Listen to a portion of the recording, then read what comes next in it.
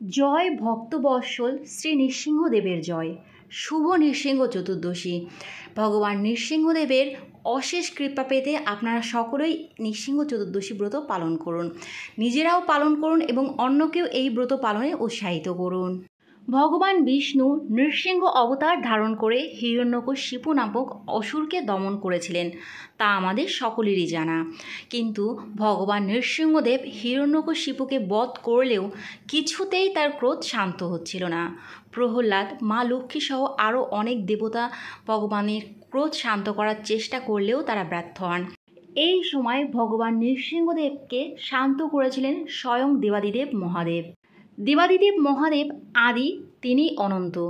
জানা যায় স্বরূপ, যা মহেশ্বর শিবের একটি অত্যন্ত বিচিত্র ও শক্তিশালী অবতার।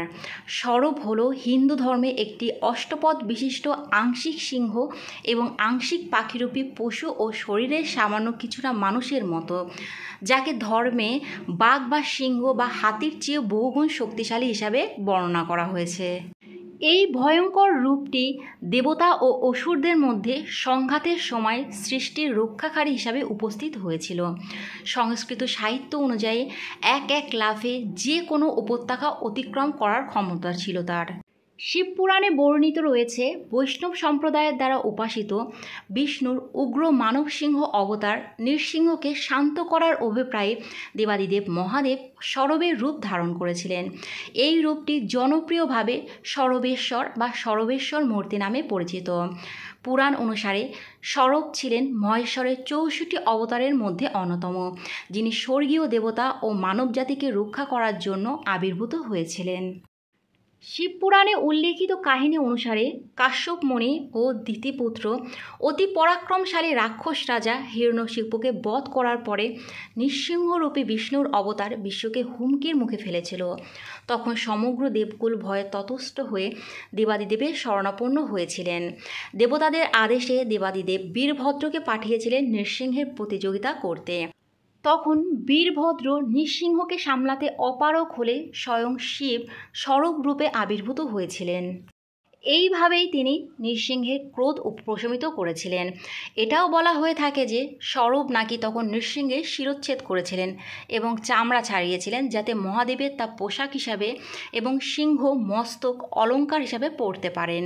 এছাড়া লিঙ্গ পুরাণ ও স্বরূপ উপনিষদেও নৃসিংহের অঙ্গচ্ছেদের ও হত্যার উল্লেখ রয়েছে। অঙ্গচ্ছেদের পর বিষ্ণু তার স্বাভাবিক রূপ ধারণ করেন এবং শিবের যথাযথ প্রশংসা করার পরে নিজে বৈকুণ্ঠে বিশ্রাম গ্রহণ করেন। এখান থেকেই শিব সরবেশ্বর মূর্তি বা সিংহ মূর্তি নামে পরিচিত হন। বিভিন্ন পৌরাণিক কাহিনী থেকে জানা যায়, ভগবান নৃসিংহের ক্রোধ শান্ত করার পরে দেবাদিদেব মহাদেব বলেছিলেন অসুরদের দমন করতে ভগবান নৃসিংহ অবতার ধারণ করে এসেছিলেন এবং তার ক্রোধকে শান্ত করতে আমি সরবেশ্বর রূপ ধারণ করেছি। কিন্তু এই দুই রূপের মধ্যে কোনো পার্থক্য নেই এবং এক হিসাবে আরাধনা করতে হবে। প্রচলিত নিয়ম অনুসারে শ্রী সরবেশ্বর দেবের আরাধনা করার পূর্বে ভগবান শ্রী নৃসিংহদেবের আরাধনা করতে হয়। দক্ষিণ ভারতে মহাদেবের স্বরূপ রূপের আরাধনা করা হয় বেশি। এই আরাধনার সূচনা করেছিলেন স্বয়ং পিতামহ ব্রহ্মা। স্বরূপ উপনিষদ থেকেও জানা যায়, স্বরূপ হিসাবে মহেশ্বরের অবতার পরমাত্মাকে বোঝায়। এই অবতার শরীর, মন ও জীবের সমস্ত দিককে একত্রিত করে।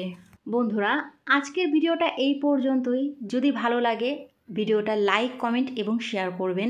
পরবর্তী ভিডিওর আপডেট পাওয়ার জন্য চ্যানেলটি সাবস্ক্রাইব করে পাশে থাকবেন। নমস্কার।